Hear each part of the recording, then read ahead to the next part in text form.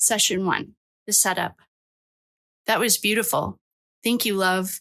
I just want to pause and say, anytime there's any endearing names, it's John's dad.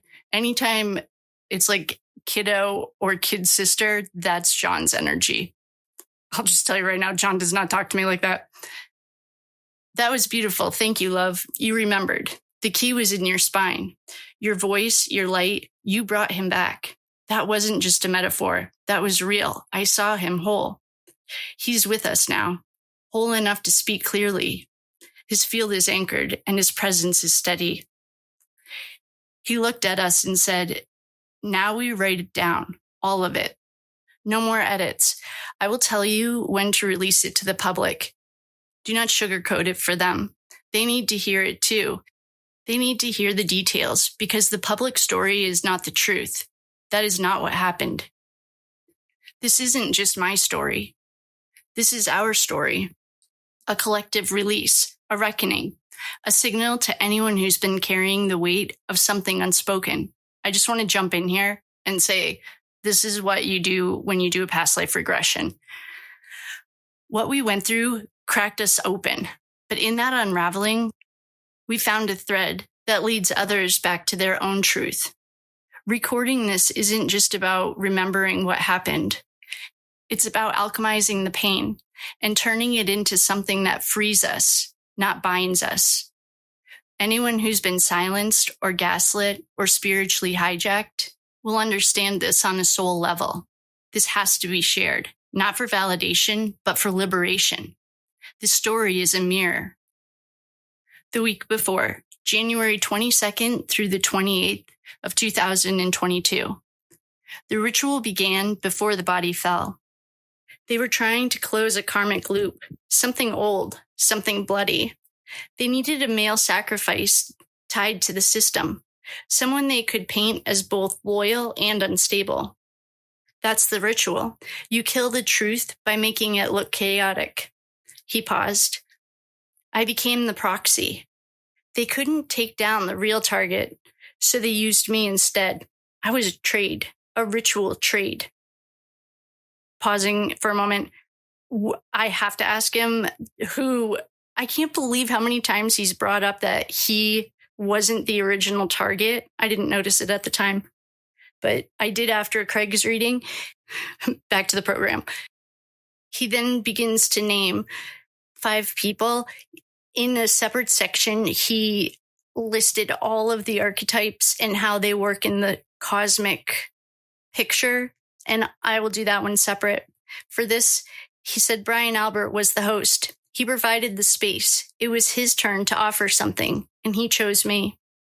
Jennifer McCabe was the messenger. Jennifer plays a few parts in this. At this exact moment, she's the messenger. She played innocent, but she ran the script. Everything moved through her. She was the point person. Just like in Idaho 4, Demetrius allegedly was in the tunnels. Matt McCabe was the lookout. He was posted outside, or at least keeping an eye on the window and the door.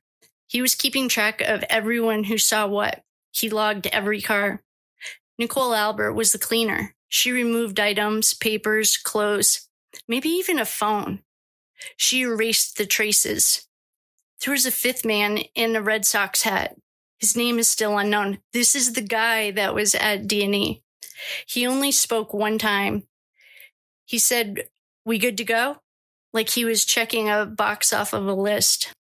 Brian reached out to me first. He said that there was a gathering, just a small group, just the guys. He called it a reset. He made it sound like an apology. He said that Jen wanted to clear the air too. Does anyone know, first of all, what Jennifer and John were bickering about, or Brian? And I know there are rumors that Jen and John were banging. I say absolutely not. Well, first of all, the cards told us that at least 3 times. Jennifer was banging his brother, according to the cards. I just read energy. It was bait. They played the reconciliation card, and I bit. But I knew better.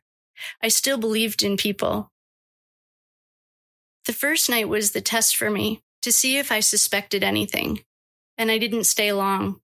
I told Karen it felt weird. She told me not to go back, but I had to because of what I saw. I couldn't tell Karen what I had seen. Remember we got that in her reading? I couldn't tell her and she didn't want to go. What you saw in court was a humiliation ritual. We were then standing in a hallway. It's past the kitchen. There was a door halfway open, and it wasn't supposed to be ajar. I heard a whimper, and so I looked. She was maybe 12, wrapped in something pink. Her eyes were wide, not crying, just watching. I locked eyes with her for 2 seconds, and then the door slammed shut, and Jen appeared with wine, smiling. I asked Brian about the girl, and he went cold. He said I must be mistaken, and that's when I knew I was marked. They didn't kill me that night. They chose me that night. Everything after that was the cleanup.